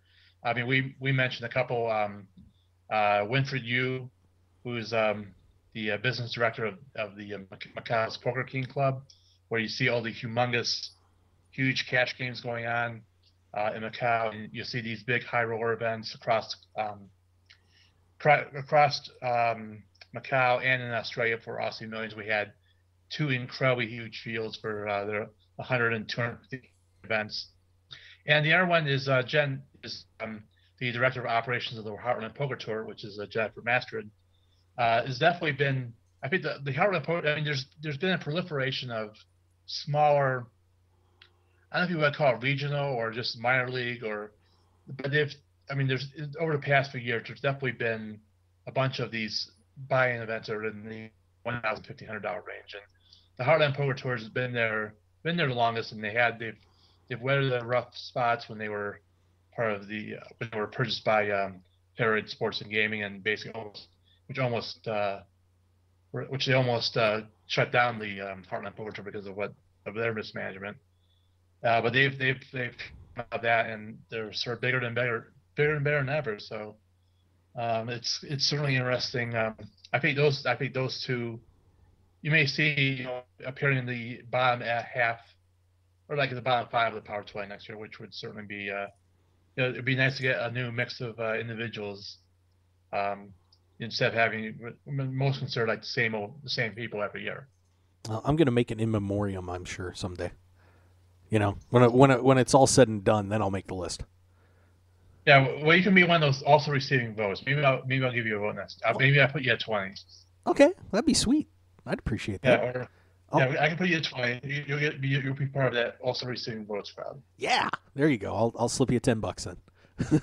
Oh no, maybe a little bit more than that. Okay, fair enough. We'll talk about it over the summer. All right, no bribes. I don't bribe anybody. Jeez, that's ridiculous. I'm just kidding around, everybody. Just so you don't think I'm trying to bribe Kev Math. We don't want to start a scandal on that. Yeah, definitely. Yeah, we definitely don't. Yeah, Nate Dowland's here on the line here too, by the way. Okay, let's get to the World Series. Of course, Bluff, amazing coverage of the World Series, and outstanding events all over the world. What stood out to you on this schedule, Kevin? I know what a lot of people are talking about, but where are you guys right now in your coverage? What do you think is going to be the ones to watch? Well, I mean, I think the one thing that we sort of noticed this time around is that there's a lot more $10,000 events. We, over the past couple of years, there's sort of been that there had been championship events at the $10,000 level. Past couple of years, they've dropped it down to $5,000 because the poker economy wasn't what it once was. There was definitely a lot of discussion during the fall about having basically two tiers: a $1,500 event. I'm referring to in the mixed game. You're having a $1,500 event and a $10,000 event, and in this year's schedule, most of the $1,500 events are taking place for a specific discipline, are happening before the $10,000 event. So it's sort of like you're dipping your toe in the water. playing with these $1,500 events. And maybe you do really well, you'll try to parlay that and play in the $10,000 event. But I think the one event that's sort of going to be the most interesting is seeing this. It's event 41, the $1,500 dealer's choice, and it's basically it's 16. Players can choose from one of 16 different events, which is going to be pretty. Which could be a little bit stressful for the dealers if you get the dealers who don't know some of these games. And it's a lot of these games are very rarely played. Like we don't see a lot of 5-card draw in the card rooms anymore. Or Badusi or Badesi, or Ace of 5 triple draw. These are games that most players have not played in a card room, or even online for that matter. Yeah, I mean that has been generating so much discussion. I mean we've been talking to a lot of the guys we've had on our shows, on here and on KLAV, 12:30 a.m. in Las Vegas, with the the strategies on how to approach this, and so many players are coming up with different ideas how to handle it, that they're just going to pick their best game and jam, or they're going to try and take somebody take a game where they're okay but somebody is really bad and try and bury them that way. I mean this has been something that I think the WSOP was looking for, a lot of discussion on on a $1,500 event that just doesn't happen. Yeah, exactly. And it's there was sort of some discussion over the weekend on the WSOP.com site. Basically, they talked with some players, and it basically suggested having an event like this. And it took a couple of years, a bit of discussion, but eventually got through. And I think it's going to be probably the most fun tournament of the preliminary events, just to see I mean if we're going to see people like try to run Badugi or Deuce of 7 triple draw, or like these events, and then you probably see like the older players playing like those events, and then while the kids are looking to play the no limit PLO, that sort of thing. And I think this event will be successful enough that for 2015 you'll see the $1,500 and a $10,000 dealer's choice event, which would be pretty cool to see. I would. I think the one that's going to really blow the numbers out is going to be that monster stack event. There's just a $1,500 event, and when you put extra chips in front of somebody, people just go crazy. I've got a feeling that you're going to see some massive numbers for that tournament. Yeah, I would agree with you there. That's definitely another event. That's another event that certainly has generated a lot of interest, especially in the past few years. It's been 3 times the starting stack you would get 3 times the starting stack and chips. This time around, you get 10 times the starting stack. People have wanted this huge deep stack type of tournament, and this is going to be we're probably going to see this may be bigger field than most of the $1,500 no limit events that we're going to see this year. I mean, I would certainly consider playing this event. I mean, I think it's going to be like the Millionaire Maker, which is returning this year. That's definitely going to be the biggest $1,500 event of the season. With $1 million guaranteed first. They blew the doors off last year. I think that event and this event as well. I think people are going to see this as a huge value. Getting 10 times the starting stack, and I think and the numbers will bear out in that when we see that in late June. Yep. And another item that's coming up that apparently the World Poker Tour is going to give a shot is it's the shot clock.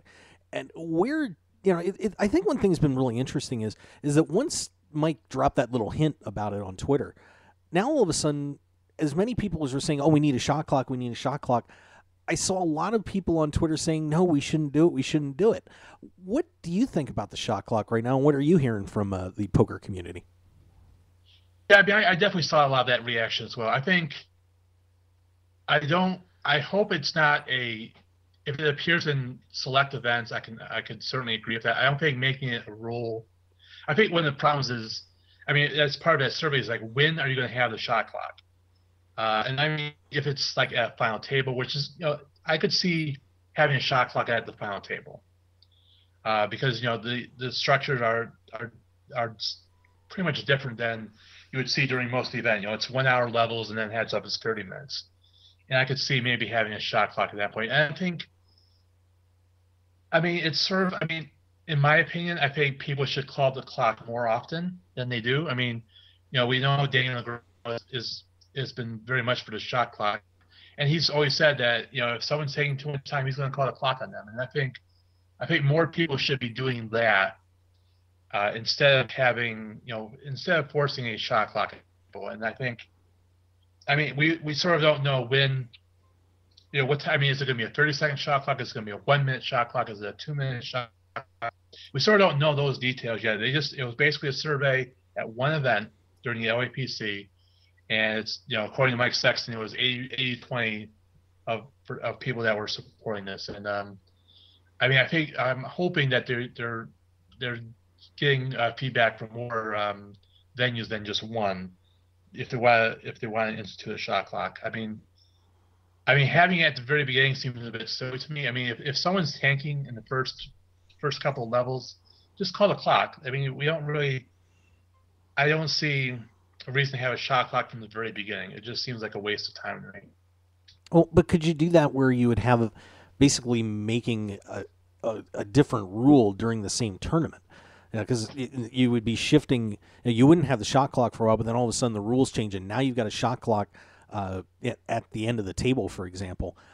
Is that something that would be fair to players, that all of a sudden once you get to a certain point, now the rules change?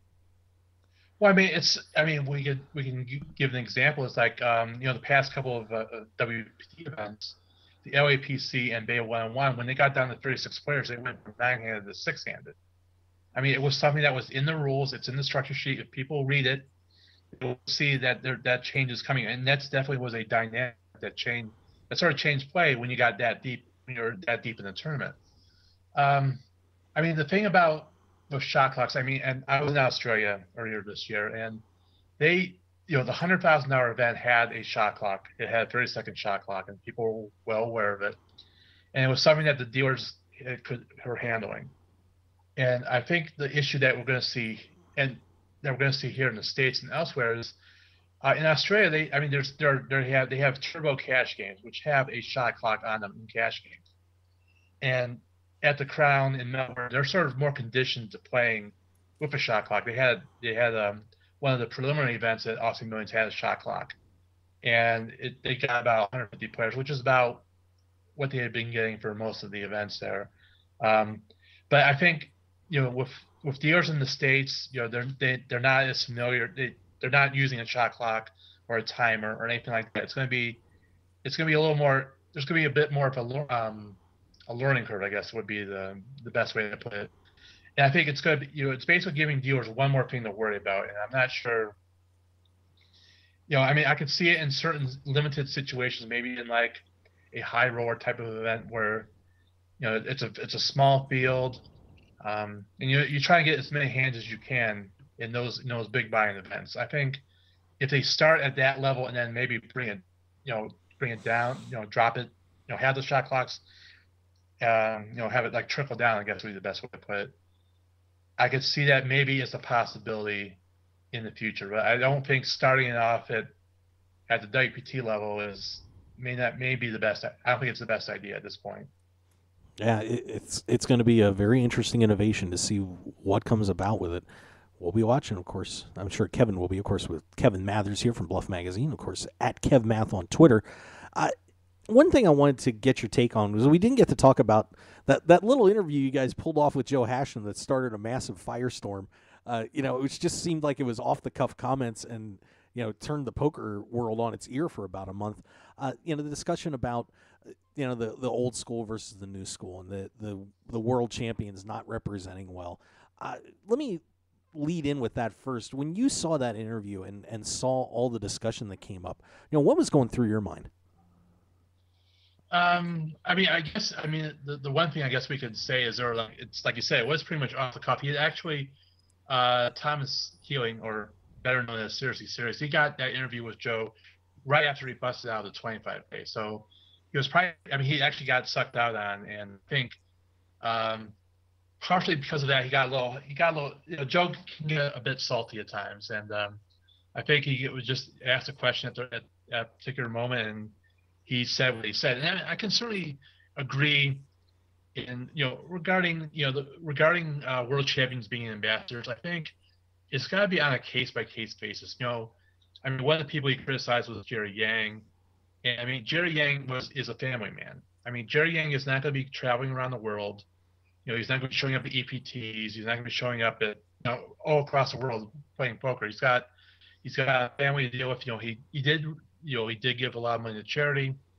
Unfortunately, he didn't give a lot of money to the IRS, and that sort of bit him in the ass later on. But I mean, it's sort of like he would not be as active in the poker community. Greg Merson was someone who was he was definitely active. Playing in tournaments. He had a pretty deep run in the main event last year. And another person that had some criticized was Jamie Gold, and I mean we all know about his situation. Basically, he basically had to give away a substantial amount of the money to the person who backed him, and he's been in other ventures that have not been very successful. I guess would be the best way to put it. Being in having a card room in his name in Las Vegas, and that lasted less than 6 months. And then, now he's like, he's got his name on a bunch of poker rooms on on vessels that are going out of Florida to the middle of nowhere, so to speak. I mean, it's sort of like, every person who becomes world champion has that pressure on them. And I think it should be left up to them to decide how they want to serve as an ambassador. I don't think it should be something that's forced upon them. Yeah, everybody has their own way of representing the game. If they win the world championships, you have guys that have been out there, like Joe, and and Jerry chose to do it in a different way, just as an example. But I think Jerry represented poker very well as a world champion. Maybe not necessarily at the tables, but in terms of bringing positive messages and positive press to the game, Jerry did a great job. I don't think anybody could dispute that. I was honestly surprised that he said, well, Greg was, he said guys like Greg and I, and then I thought, well, Greg, had his little run in with the law too. So, you're dealing with poker players. We're flawed individuals. It's just generally the way it is for the most part. Yeah, that's definitely true, and it's sort of I mean, and other comments saying how poker was dying, and I think, I mean, it's not exact. I mean, poker's not exactly where it was in 2006 when we had tons of poker on TV, and we had a lot of mainstream coverage. It's definitely fallen from that point, and it's I think. It could be, again, it's the old school versus new school argument. People talking about those kids with their hoodies and their beats and they're wearing their sunglasses, and then and the younger set just basically like pretty much have a backlash against those comments. I mean, it's definitely, I think, the one thing that we've sort of heard over the past few months is talking about the quote recreational player, and how we're we should players should be more, I guess, respectful towards them, or be more outgoing and not try to scare them off as many people claim. I mean, I think it's where most of the recreational players are going to appear is going to be at somewhere like the World Series of Poker, and the numbers have definitely been climbing. They're definitely very strong.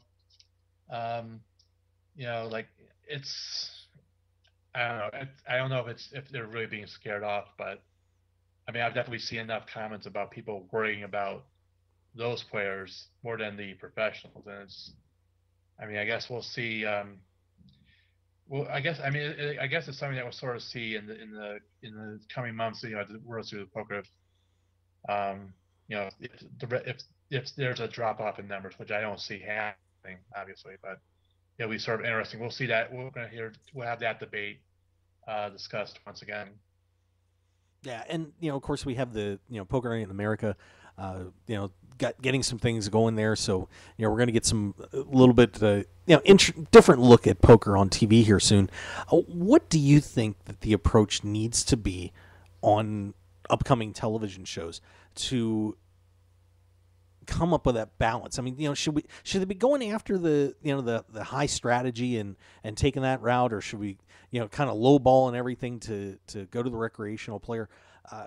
Television's what really made the game. I mean, the World Series without ESPN would have just been another tournament. And so where does the television market have to go at this point to bring people in and really solidify the game?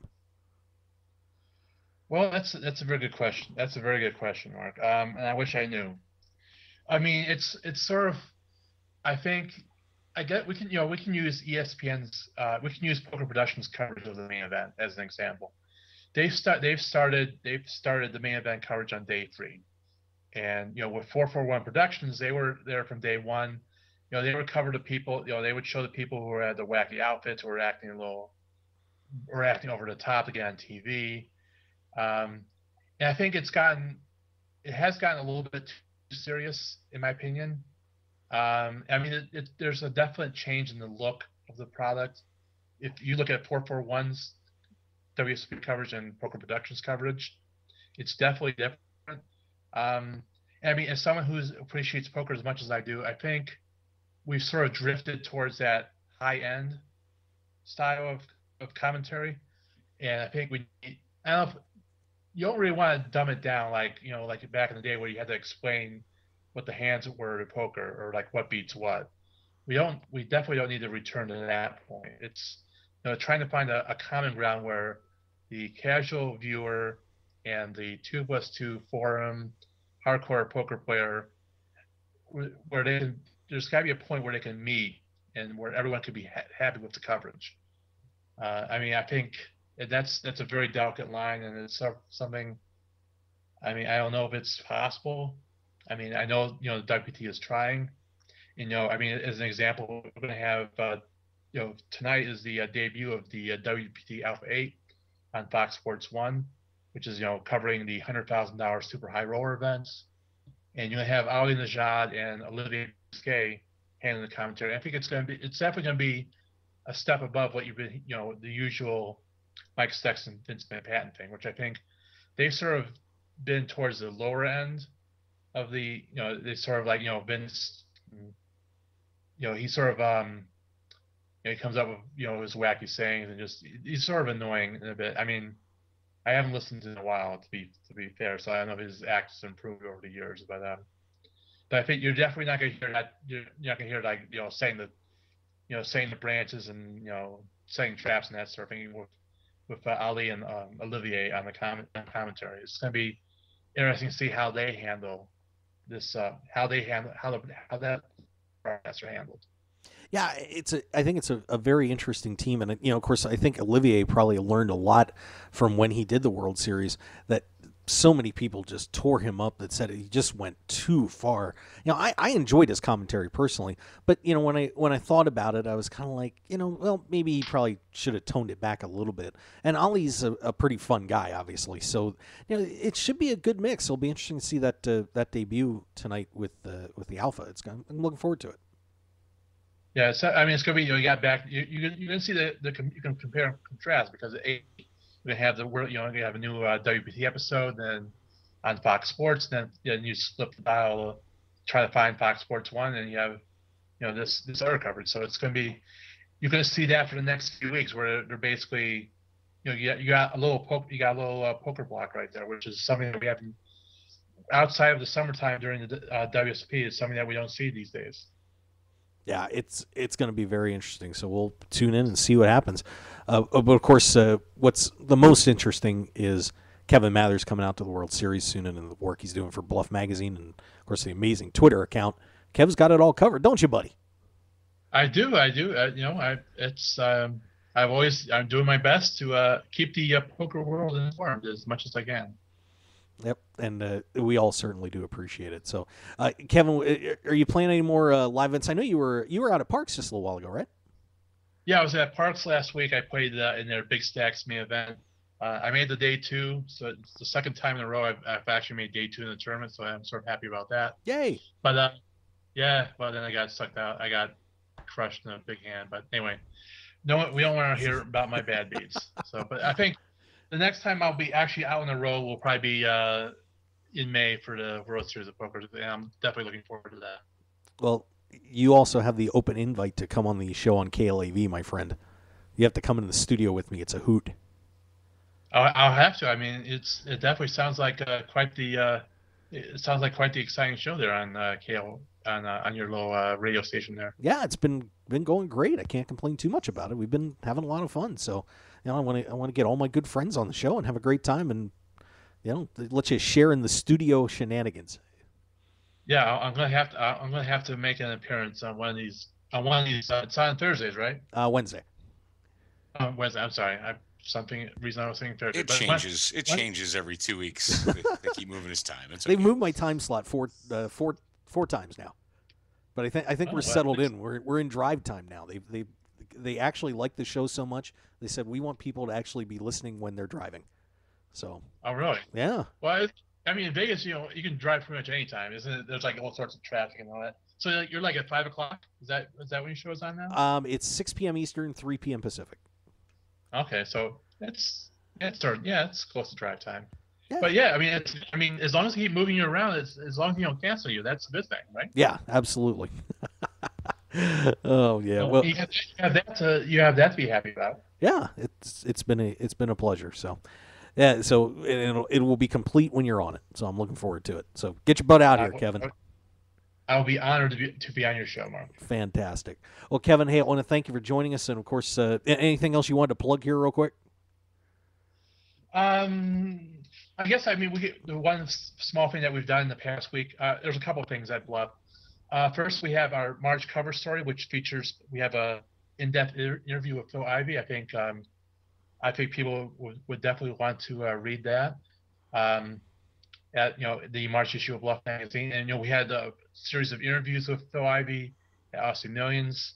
That would definitely be sort of people would be interested in that. And the other thing that we've added at Bluff is we've expanded our Bluff Player of the Year system.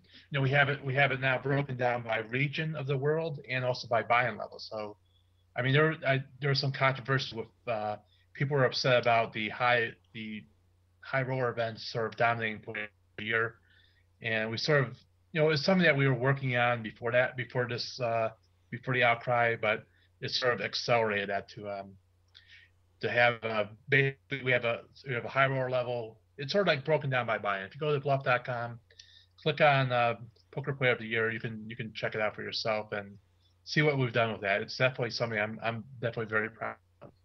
All right, so make sure you guys go to bluff.com and take a look. All right, Kevin, hey, buddy, thank you for coming on the show today. I do appreciate it. Always good to talk to you, and I will see you, in about 6 weeks. That sounds good. I look forward to seeing you and everyone else there out in Las Vegas. Sounds good. It's too soon. The World Series just got over. I know. It did. I know. Now it's, 65 days away? God, yeah, a little bit. Maybe like 75. I think it's closer to 75, but he was counting. Exactly. Well, Nate is obviously, sort of. All right, Kevin. We all are in our own special ways. Yeah. We'll be there when we get there. All right, Kevin. Hey, thanks for coming on the show. I appreciate it, my friend. I will speak to you soon. As always, a pleasure, Mark. Talk to you soon. You got it. Kevin Mathers, everybody, at KevMath on Twitter. That's the place to go. All right. Hey, we got to get wow, Jiminy. Oh, Jiminy. Wow. Oh, my God. That was, yeah. What is your major Better get malfunction, registered for the numbnut? upcoming tournaments if you're not already registered for them. You got 8 minutes. Blah, blah. Yeah, go to pokerstars.net. Club ID, or home games tab. Club ID is 629454. Password is lockitup1. And no, it's not. Or it's Roguewire. Jesus. Oh, my God. Help me. What are you people? On dope? I'm trying to help you. You just keep kicking yourself. Good God. I know guys on crack that makes more sense than you. Yep, that is very true. Password is Roguewire. So get on in there. Event number 11, 11 today. Get in there and play. And I'm looking at 14 things at once, and obviously I'm failing. So how about we just go to a commercial? I'll shut up, and we'll get back to the show in just a minute. Thanks for joining us. Want more of The Mark Hoke Show? Then follow us on Twitter at Mark Hoke Show and like our Facebook page at The Mark Hoke Show for show news and outstanding poker content from around the world. Plus, enjoy the show anytime by subscribing to our podcasts on iTunes or at markhokeshow.podbean.com. We're even on your mobile phone at markhokeshow.podbean.com/mobile. Thanks for listening and being a part of The Mark Hoke Show. The heat is on. Whether you're